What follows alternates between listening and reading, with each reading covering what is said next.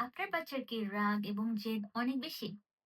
তাহলে আজকের ভিডিও আপনার জন্য। Anger is natural, but control is power. আপনি অ্যাডাল্ট, তারপর যেমন আপনি আপনার রাগ রাতারাতি নিয়ন্ত্রণ করতে পারবেন না, আপনার বাচ্চার ক্ষেত্রেও কিন্তু সেম। সঠিক প্র্যাকটিস, নিয়ম কানুন, রুটিন মাফিক আপনার বাচ্চার রাগকে আস্তে, আস্তে নিয়ন্ত্রণের চেষ্টা করতে হবে।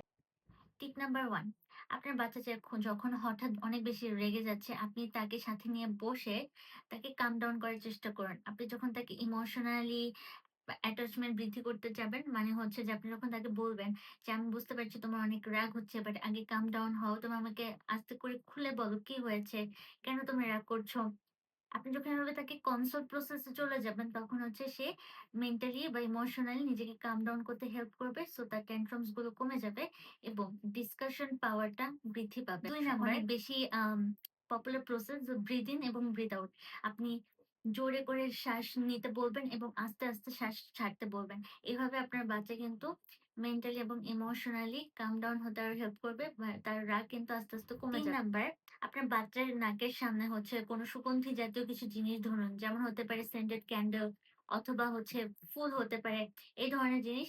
কারণ হচ্ছে আপনার এই সুন্দর সুবাস মানুষের মস্তিষ্ককে অনেক বেশি কাম ডাউন করতে হেল্প করে। ৪, আপনার বাচ্চার হচ্ছে রাগ ইনস্ট্যান্ট নিয়ন্ত্রণ বা হচ্ছে ওটা ঝাড়ার জন্য কোনো একটা সুযোগ করে দিতে হবে।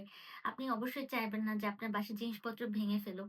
তার থেকে অল্টারনেটিভ আপনারা কি দিতে পারেন, আপনারা সফট কোনো পিলো দিতে পারেন বা সফট কোনো টয়েস দিতে পারেন।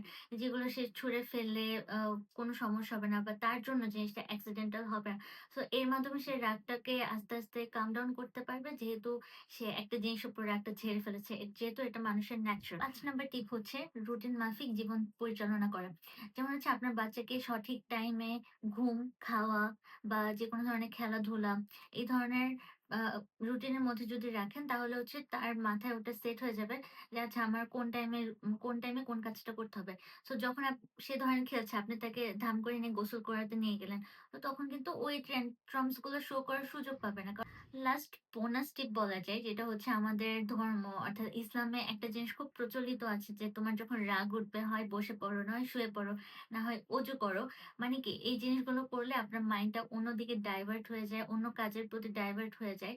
সো যার কারণে কিন্তু আপনার রাগটা তখন তৎক্ষণাৎ মনে থাকবে না। এগুলো করার ফলে কিন্তু আপনার বাচ্চা যে আপনার ধর্মীয় যে নরমস গুলো আছে সেগুলোও শিখতে পারবে, এথিক্স গুলো শিখতে পারবে। পাশাপাশি তার কন্ট্রোল আস্তে, আস্তে কিন্তু সেট হয়ে যাবে। এত কিছু পরেও যদি দেখছেন রাগ কমছে না, তাহলে শেষ পর্যায়ে হচ্ছে আপনারা তার সাথে যেকোনো ধরনের এক্টিভিটি শো করতে পারেন। লাইক তাকে জিজ্ঞেস করতে পারেন, "তুমি কি আমার সাথে একটু গান গাবে? চলো আমরা একটু নাচি বা চলো আমরা কোনো গল্পের বই পড়ি।" এভাবে কিন্তু তার মনটা ডাইভার্ট করে তার রাগটাকে কন্ট্রোলে আনা ইজি হবে। অনেক সময় বাচ্চাদের এত ধরনের ট্যানট্রামস সামলাতে যেয়ে কিন্তু বাবা-মারা অনেক সময় হাঁপিয়ে ওঠেন। তো তাদেরও অনেক সময় রাগ উঠতে পারে। বাট বাবা-মার রাগের ক্ষেত্রে আমি বলব, বাচ্চাকে ইনস্ট্যান্টলি তাদের উপর রিঅ্যাকশন দেখানোর আগে আপনি নিজে একটু নিজেকে কাম করুন। একটু হচ্ছে আপনি অন্যদিকে মনটাকে ডাইভার্ট করেন, অন্য যেকোনো কাজে। তারপর আপনি আপনার বাচ্চার সাথে হয়তো ৫ মিনিট ১০ মিনিট সময় নিয়ে পরে তাদের সাথে কথা বলেন। যাতে করে আপনার রিঅ্যাকশনটা তাদের উপর না পড়ে। কারণ একটা জিনিস সবসময় মনে রাখবেন, বাচ্চারা কিন্তু মিরর প্লে করতে খুব দক্ষ।